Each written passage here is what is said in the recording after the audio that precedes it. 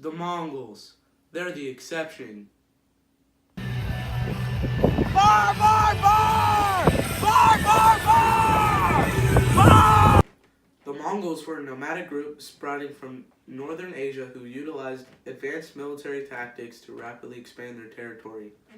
This would allow them to establish 4 khanates across Eurasia and allow them to take control of the Silk Road.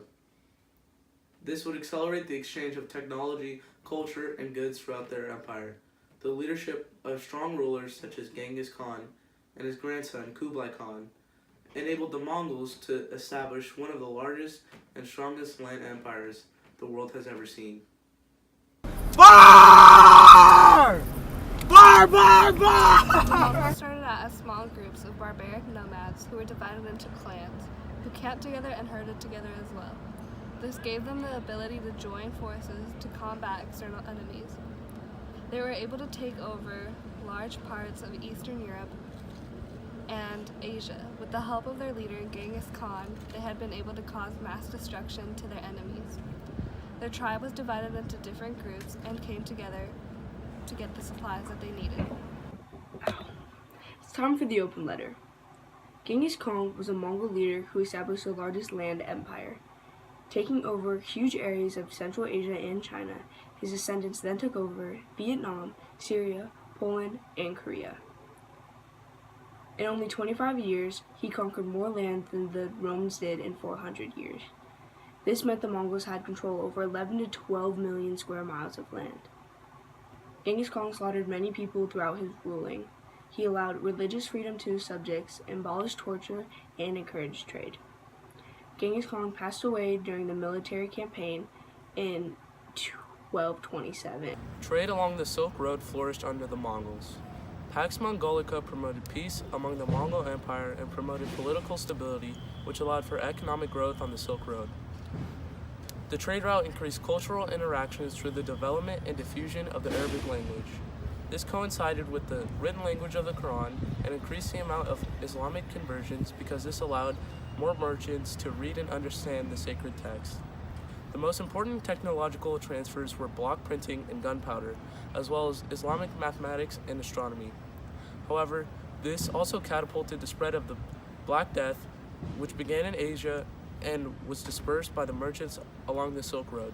One of the most important factors to the Mongols' expansion was their widespread acceptance. Let's go to the thought bubble. Despite the brutality displayed by Genghis Khan and his nomadic barbarians, the Mongols introduced the world to religious, cultural, and social tolerance. Although the Mongol-born citizens remained at the top of the social hierarchy, lower-class peasants were alleviated from their tributes and taxes because of their recognition to their important role and in hard work in maintaining a large empire.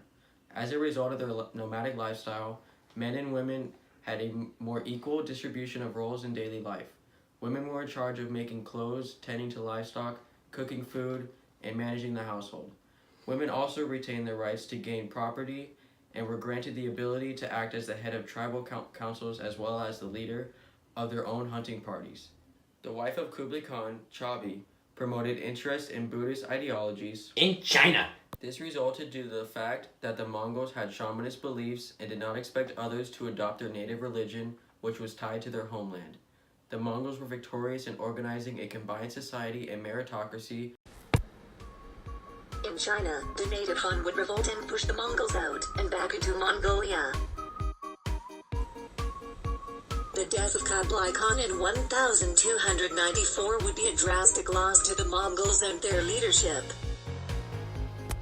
This would result in the split of the Mongol Empire into 4 separate khanates. The khanates had different goals, leading to more separation and division. This would cause the Mongols to lose power and influence on neighboring empires, leading to their demise.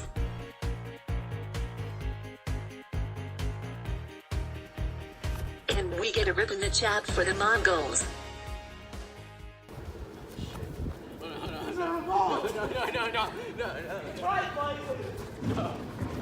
No.